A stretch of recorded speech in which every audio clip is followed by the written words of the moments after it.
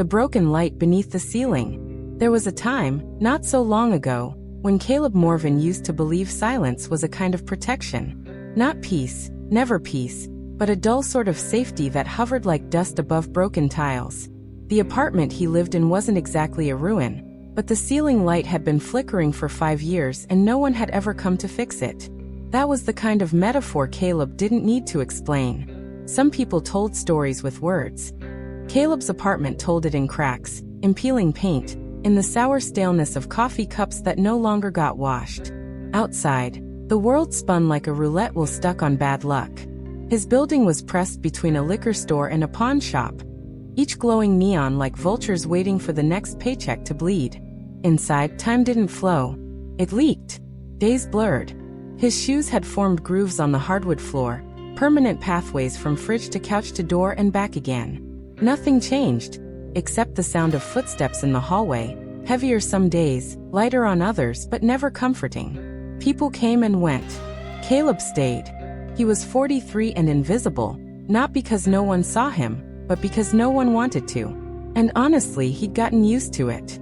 You don't fight the fog when it becomes your home. But that day, when the light above him finally died for good, something shifted. Not dramatically. Not like in books or movies. There was no thunderclap. No epiphany. Just a quiet, persistent hum, like a pressure under his ribs, telling him that maybe, just maybe, not everything had to rot in place. The thing about lights is that you only notice how much you needed them when they're gone. Caleb stood under the now-dead bulb for a while, blinking into the blankness.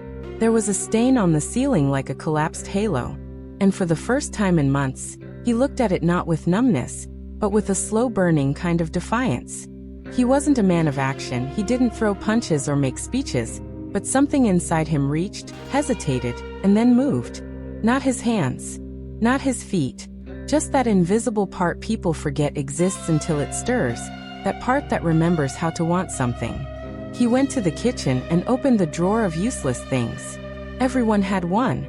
Dead batteries, expired coupons, keys to doors long replaced. He found the pack of candles he kept for blackouts and set one on the counter. His fingers trembled a bit when he lit it. Not from cold.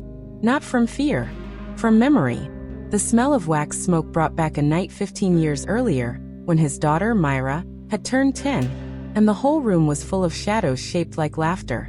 She used to live here once. So did her voice.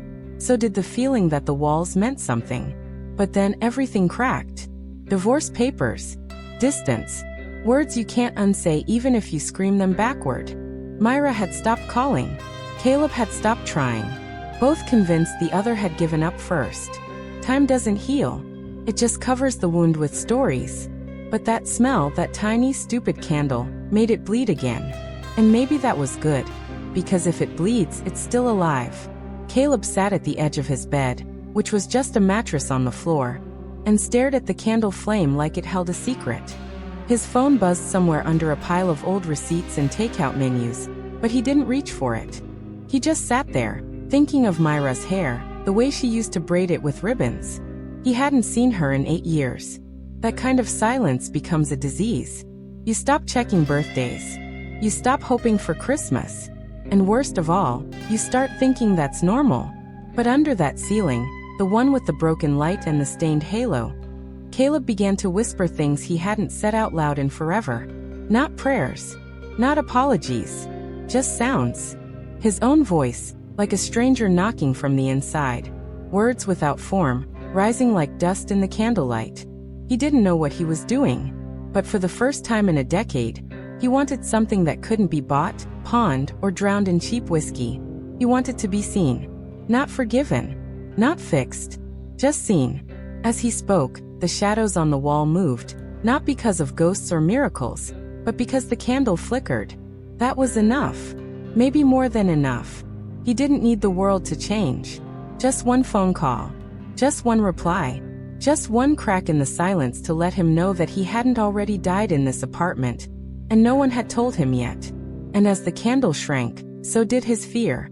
The candle burned for 2 hours and 16 minutes before it died, but by then, Caleb had already moved. Not far, he wasn't ready for grand gestures, but enough. just enough to drag the old box of letters out from beneath the bed. The one that still smelled faintly of mildew and dust, and something vaguely floral, like a ghost of lavender trapped in cardboard. It had been years since he touched that box, and even longer since he'd dared open it. Most of the letters weren't his. They were Myra's, or rather, they had been. Tiny folded pages from school, crayon scribbles that said Daddy, with backward DS, postcards from summer camps, birthday drawings he'd once taped to the fridge. There was one from her 8th grade graduation, never mailed, still sealed, addressed to his old apartment. That letter had teeth. It bit him the moment he touched it. He didn't open it. He wasn't that brave yet. But he held it like someone might hold a photo of a person they thought was dead, until they saw them walk past on the street. That night, Caleb didn't drink. He didn't even turn on the TV. He just sat in the semi-dark, rereading what he could, the candle's absence leaving a bruise on the air. He found his old notebook, the one with the cracked spine, and began writing things down, not stories, not poems, not plans. Just fragments. Memories. Hopes he couldn't say out loud. Questions with no answers. Like, what does it mean to miss someone you gave up on? Or, can silence be inherited? There were words scratched out, lines rewritten, pauses that lasted longer than paragraphs. Somewhere around 2:15 a.m., he wrote one thing and didn't erase it. I still remember your voice, even when I try not to. The next morning he shaved. Not completely, the razor wasn't sharp enough, and he'd lost his shaving cream months ago, but he trimmed the beard that had made his face disappear. It made him look older, more tired, but also more real, like someone worth recognizing. He went to the mirror and stared, long and hard, and didn't look away when it got uncomfortable.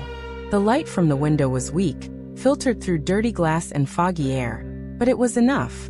In that moment he promised himself nothing huge, just one thing to try, one attempt, one message, one step forward, even if he stumbled halfway. He didn't expect a reply. He just needed to stop being a ghost in his own life. He grabbed his phone, the same one he'd ignored for months, and opened the messages. Myra's last one was still there, unread. Sent 2 years and 8 months ago. If you ever decide to be a father again, you know where I live. Caleb had seen that message 100 times, but never clicked it. Seeing it was easier than answering it. Today was different. He didn't reply, not directly. He just typed something new. No emojis. No punctuation. Just 5 words. Would you want a coffee? And hit send.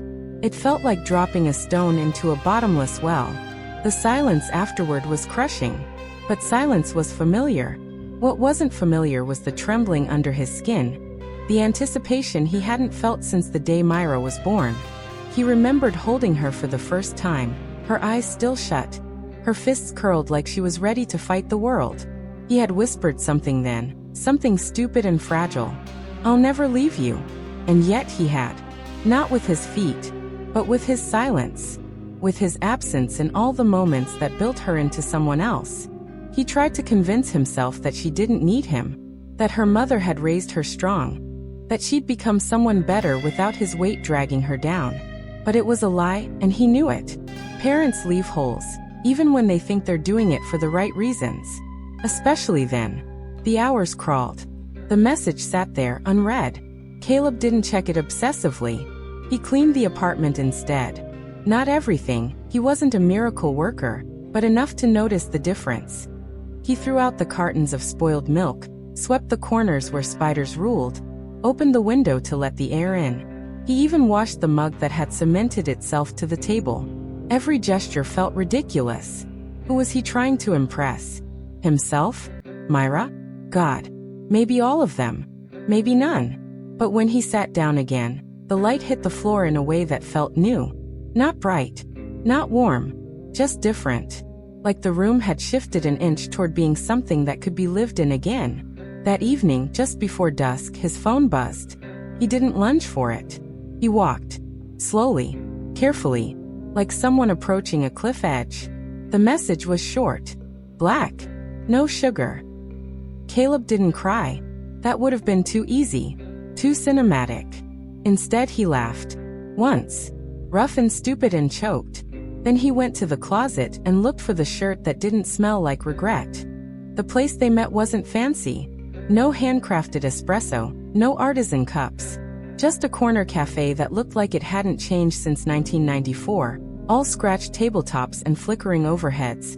Like time had dripped down the walls and no one had mopped it up. Caleb got there early, of course. Too early. He wasn't sure how to sit, how to hold his hands, how to be. So he ordered 2 coffees, both black, no sugar. He didn't touch either. Just waited. The smell of burnt beans seeped into his sleeves. Around him, the cafe pulsed with soft life, clinking spoons, murmured conversations, the hum of an old fridge. It was too loud and too quiet all at once. He thought about leaving more than once. About standing up, about pretending this never happened. But his body didn't move. Maybe it remembered something his mind didn't, the weight of promises, or the way regret calcifies into patience. And then she was there. Myra. No ribbons in her hair this time. Just a dark coat, hands buried deep in her pockets. Eyes that held more years than he remembered giving her. She didn't smile. She didn't scowl either. Just stood there, taking him in. Caleb didn't rise right away. He let her look. Let her measure the man who'd once been her bedtime hero, and long ago disappeared into silence. When he finally did stand, the air between them cracked, not with noise, but with 1,000 unsaid things. She sat. He followed. No hug. No scripted lines. Just 2 coffees and a lifetime of space between them. "You look tired," she said eventually. It wasn't cruel. It wasn't kind. Just true. Caleb chuckled low. "Didn't sleep much." Myra nodded, eyes flicking to the window, to the cup, back to him. "Still smoke." "Quit," he said. 3 years ago." She raised an eyebrow. "You used to say you'd die before quitting." "Guess I was wrong about a lot of things." That hung between them, quiet and heavy, like an apology wrapped in a blanket too thin to warm anything. They didn't talk much after that. Not then. They sipped. They stared. They let the world press gently against their silence. The words came later, slowly, and not all at once. At first, it was surface stuff. Jobs. Apartments. Weather. Then childhood memories slipped in sideways, uninvited. Her favorite cartoon. The time he fixed her bicycle with duct tape and hope. How she used to fall asleep in the back seat of his car after dance practice, mouth open, fingers twitching to dreams. Caleb listened. Not just heard, listened. Every blink, every breath, every pause in her sentence. It wasn't penance. It wasn't performance. It was need. Hunger. Reverence. Like he was watching a part of himself that hadn't died, after all. When she laughed, just once, over a story he barely remembered telling her, something in his chest cracked wide open. And there, in the middle of that cheap cafe, Caleb let go of the years he'd spent punishing himself. Not because he deserved it, but because she showed up. Because she didn't spit venom or turn away. She just sat, letting him be real, broken edges and all. And it was enough. More than enough. They left the cafe together. Didn't hold hands. Didn't make promises. But they walked side by side, slow and quiet. The city breathing around them like an old song neither had heard in years. At the curb, before they split off, her train station to the left, his apartment to the right, Myra paused. Looked up. The sky was dull, not dramatic. No golden hour.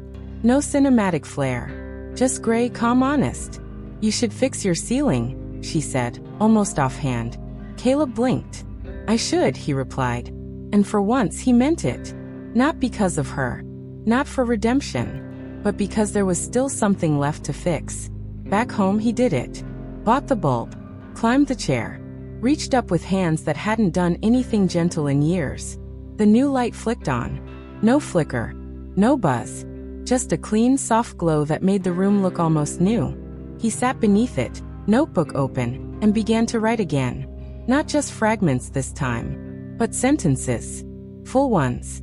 The kind that start somewhere and know where they're going. He didn't write about guilt, or shame, or loss. He wrote about coffee, about laughter, about the way his daughter scrunched her nose when she focused. The light overhead didn't change anything. It didn't erase the past, but it lit the room. And that, at last, was something.